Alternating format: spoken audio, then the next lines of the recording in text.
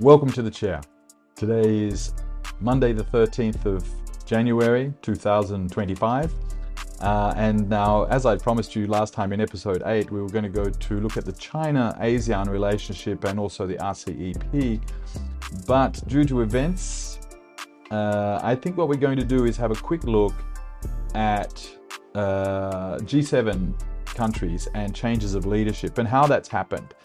And how that's been a ripple effect caused by decisions mostly made in Washington, which of course tells us that the United States is not completely powerless yet. In fact, the United States is still, I suppose, the richest and the most powerful country on earth, although there are deep structural weaknesses that we can see. We're witnessing debt, interest rates, and the effect that those interest rates have on all the emerging economies across the world, but also, more specifically, the impact of US policies. Let's start, of course, with Ukraine and sanctions. Biden administration in the last few days, before he has to hand over power on the 20th to Donald Trump and his administration, is trying everything they can to trap the new incoming administration, the Trump administration, into policies that are set by Biden and the neocons, clearly Blinken and Kagan and Newland and all those people. One might believe that Donald Trump also believes in competition more, so intense trade rivalry, than he does in wars, and I think this is fairly obvious. He's definitely working to towards a summit with Putin that was announced a couple of days ago. I think this shows that Donald Trump is not dominated by his staff. He might have had that occurrence during his first term when he really wasn't sure what was going to happen, and he's probably quite surprised that he won, although I wasn't. And so what happened, of course, is that now, 4 years later, after all of the troubles that everybody's given him, Biden administration, and all the legal cases and all the financial trouble that he's had to go through, so all of that has taught him how to approach these things, and he's improved enormously. He's more thoughtful these days than he was. He doesn't speak off the cuff so rapidly anymore, and he's really out to achieve certain goals. And one of those goals, of course, is to make America great again. Now, but in the doing so, what Biden's done with the Ukraine and with Gaza has weakened the Europeans terribly, clearly because of energy. It costs twice as much to make a car in Germany as it does in China. So, one can see that the cost base for China and its complete supply chains and the export of electric vehicles has been so important. But also its energy supplies from Russia, which are very, very cheap, and this is true for India as well, and even for the whole global south, really. If they're getting Russian oil, they're getting it cheap, and so their inputs are cheap. But for Europe, their inputs have gone up enormously, and America still has very cheap energy. So, but wages and so forth, and the cost of transport and other things, it's still too expensive, and salaries, of course, it's still too expensive to make cars in the US. But I'm digressing. So what I want to get back to here is why Europe got into trouble, and Europe got into trouble because of the Biden policies. They could have avoided the Ukraine war, but they didn't. They went looking for it. They got it, and now that things have gone badly, and Trump's going to have to rein it in, and he said so. He's going to take 6 months into 2025 at least to unravel this problem. But look, they're talking. Trump's going to talk to Putin after the 20th, not before the inauguration, because it needs to be head of state. So that's why I think that's happening, and it gives him a little bit more time to put things into place, but definitely that's where it's going. So now, what has been the outcome? Well, the outcome, and I wanted to talk to you about toppling leaders across the G7. So, let's just think we just had a replacement for the long-standing liberals in Japan.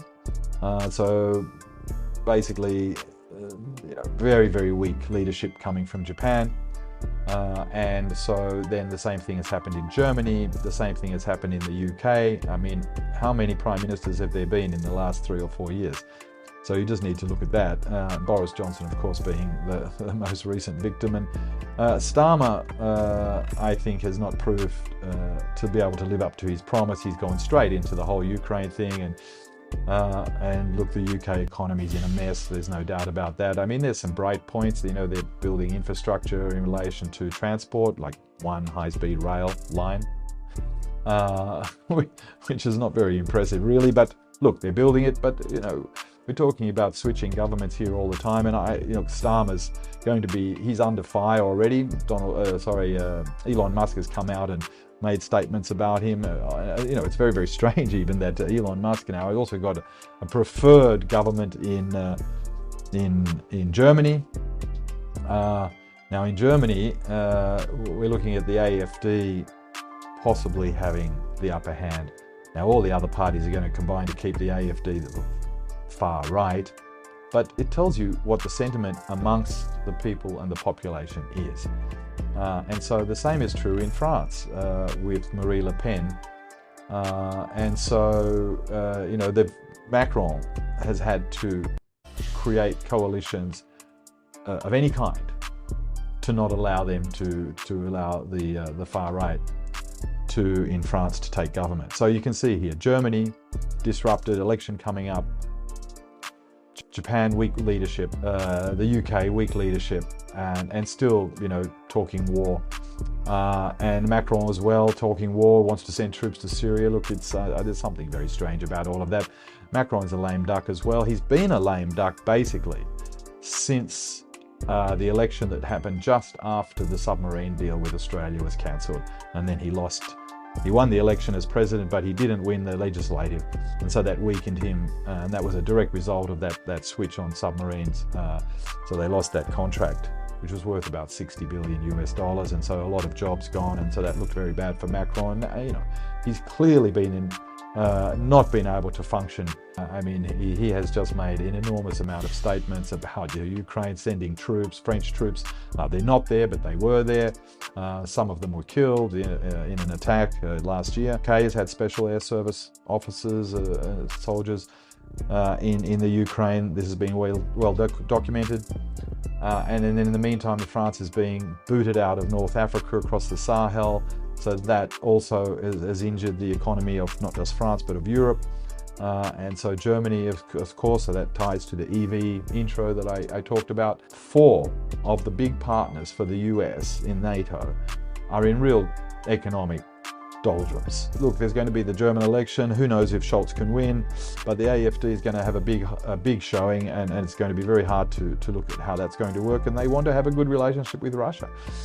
Whether that's going to have an impact on relationship with China, I'm not really sure at this point, but it's clear that the Chinese economy is still driving the global economy, global growth at 5% in China. They've met their targets. And it looks like they'll make their targets for 2025 as well, even under all the pressure that sanctions, Biden's just put in a whole lot of new sanctions, 120 sanctions, we're talking about military blacklists. But Tencent has nothing to do with that, neither is CATL, it's the world's largest battery manufacturer. So this is really just hiding commercial attacks. Attacks on any Chinese company. Tencent is a giant. It's the largest online games company in the world, and obviously it owns WeChat and all sorts of WePay, and it's a huge communications and media company. What these Biden sanctions do this time around is they're not going to directly affect those 2 companies and many of the others. What they're going to do is stop capital from the New York Stock Exchange and obviously from Europe also entering into Chinese markets. That's the direct effect, and we saw that the Chinese stock market fell. I think they'll recover, and as long as the emerging economies in the global south keeps growing, which they are, here in Cambodia we're at 5.5, trending towards 6, and I think this is true in Malaysia and Indonesia and so forth. So in ASEAN, Central Asia's booming, Africa's doing very well, at least above 3% growth in many African countries. And some of them are really outstanding. Ethiopia, Tanzania have been doing very well. That's all to be very, very useful through the Belt and Road. It's going to help China's economy. It's going to help the global South economy, all of the emerging economies. So interest rates are really critical in this. But that's why everybody wants to switch out of dollar. If they can do local currency exchanges, they avoid that problem. And this is only going to accelerate that. So it can't be good for the United States, although it's definitely not working for Europe. I think Europe's going to have to eventually sort of call it quits and make serious negotiations with China. And if the Ukraine conflict can be dialed down with the Donald Trump and Putin summit, well, then I think that door to China might be just slightly opened a little bit for Europe, and that's where they should go. That makes sense. In the meantime, Central Europe, so Slovakia specifically and Hungary, are very, very upset about what's happening in Ukraine because they don't want to see another conflict occurring in EU countries over the western part of the Ukraine. Central Europe is also very important, and Central Europe, of course, still has those open trading networks with the Belt and Road and with China, which is very important to their economies, and they're building a base for construction, the manufacturing of cars and components and white goods and everything else. But these are Chinese factories being set up in Europe, in those Central European countries. How else are they going to revitalize their economies unless they get new manufacturing and technology transfer for EVs, for example, and battery storage, new energy, solar? It's really the only way. If they want to develop their own and then get into manufacturing, they're not going to be able to compete at cost, at price. The better way to go, of course, is joint ventures with the Chinese companies that build them in Europe. And look, Trump has said himself that, well, Chinese car companies could go to the US, but the problem is they won't be able to do it cheaply. Even, to take off the tariffs, it's still going to be much more expensive to build these cars in Europe and in America. So it's got to be done with very low tariffs, no sanctions, low tariffs, low taxes. So let's look where else. Austria has also had a change of government, and I think these changes of government. Korea, look at Korea. What a disaster! I mean, what a farce! It's just shows you how far you have to scrape. Not very far, skin deep, and you find what was lying underneath, and that is. And we can see that weakness in the fact that it was a military dictatorship. So Taiwan and Korea were military dictatorships up until the 1990s, and Bill Clinton, he said, okay, we have to change that. But look what happened to Yugoslavia, and that's that's the precursor for Ukraine, actually. So you can see that this is over time, this is what's going on. And so this Korean fiasco with Yoon and American Pie shows us just how shallow democratic culture is in these countries. And I think this holds true to Taiwan, it holds true to South Korea. The political elites, so for example, Germany and France and the UK, are blocking anybody else who has a different point of view, and that's of course the far right at the most. But if they can block the left, they'll do it, but they're having to make deals with the left to block the right. It's going to have a very significant effect on unity in Europe, on the euro, and of course on future relations and trade with Central Europe and with Russia and with China. Now, can the US really take on the whole world as Kishore Mahbubani has intimated or suggested? And the answer is no, it can't. It can't. And even if it does reindustrialize and it can produce enough batteries for its own market or enough chips for its own requirements in relation to the transition into AI and huge data centers to run all of this, humanoid robots, all sorts of robotics, Wi-Fi 6, Wi-Fi 7 in factories, all that sort of thing. I mean, it can't be done anymore without patents that are owned by Chinese, for example, and other countries, Japan, Korea, they have patents too, Germany. But who are they going to export to? Because their costs are going to be so much higher, and they have labor problems already. So much of the global market in chips is basically legacy chips, older chips. It's not these really cutting edge chips that are used in guidance systems, computers, AI, and so forth. It's not that. So look, China's going to get there, or already is there, and dominates that legacy chip market now anyway. And they're going to take more of that.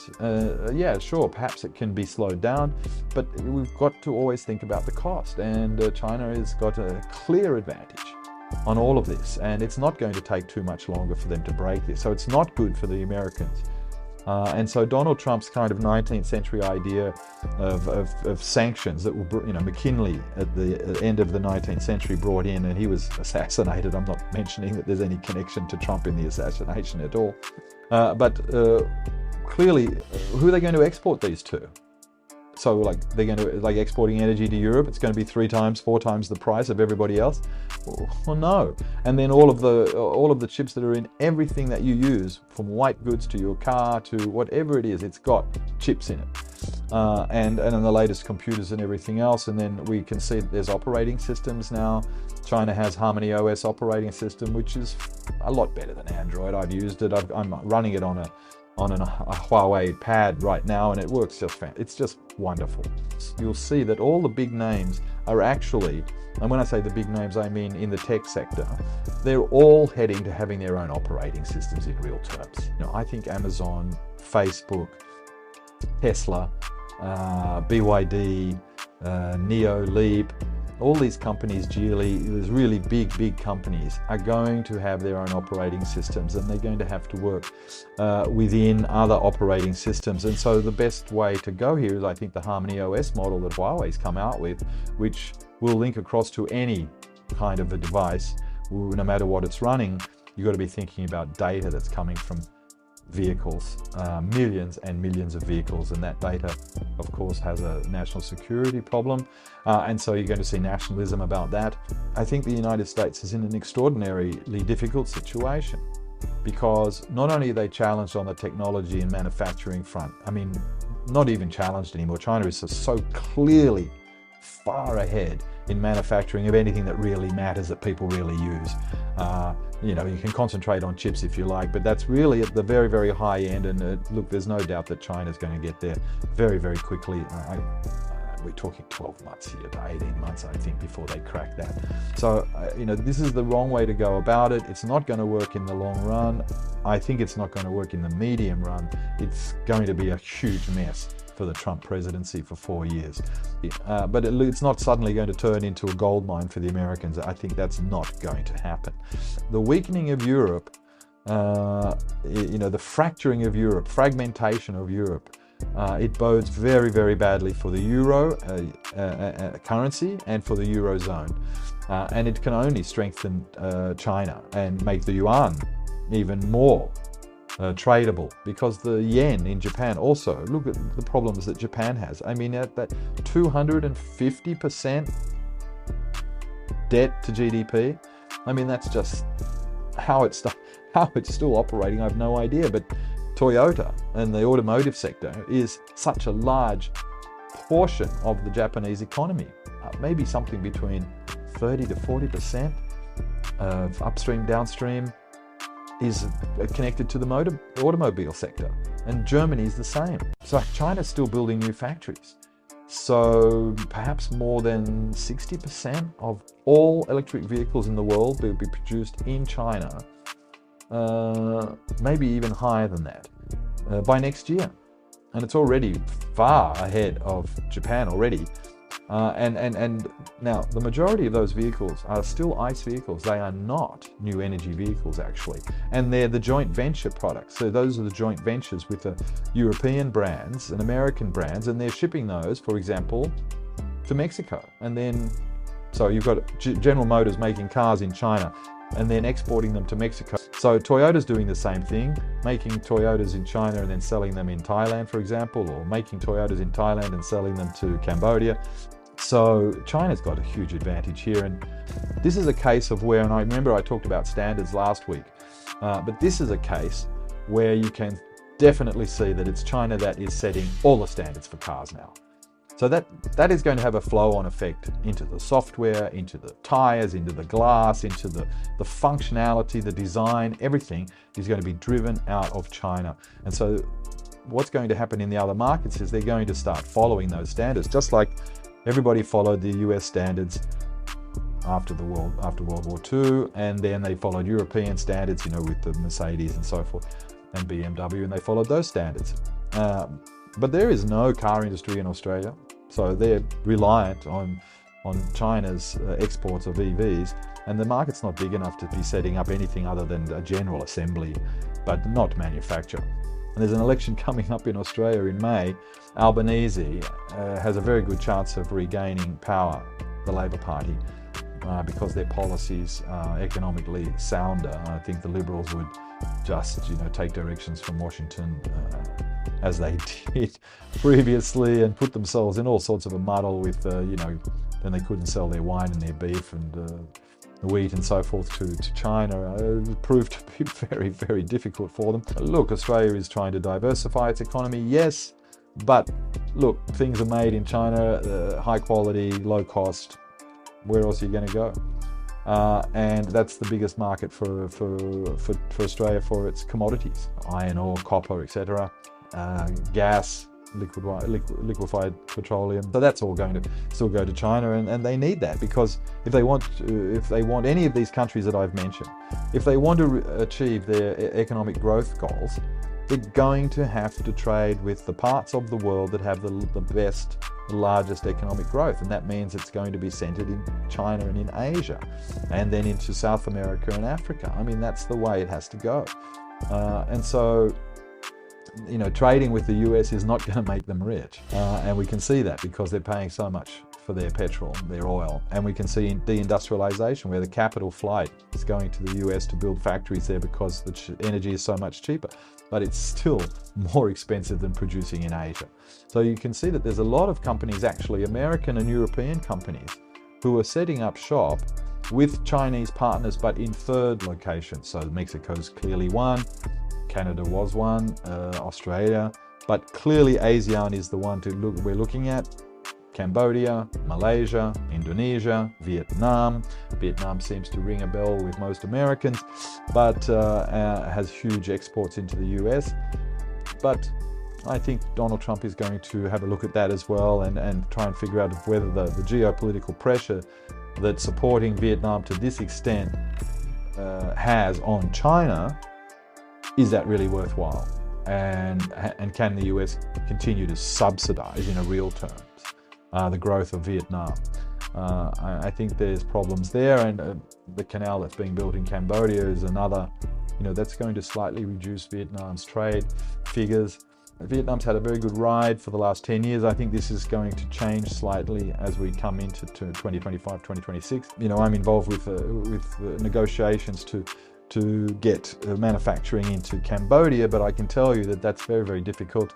People say they're worried about corruption, they're worried about all sorts of things, but they're worried about what the Americans might sanction in Cambodia.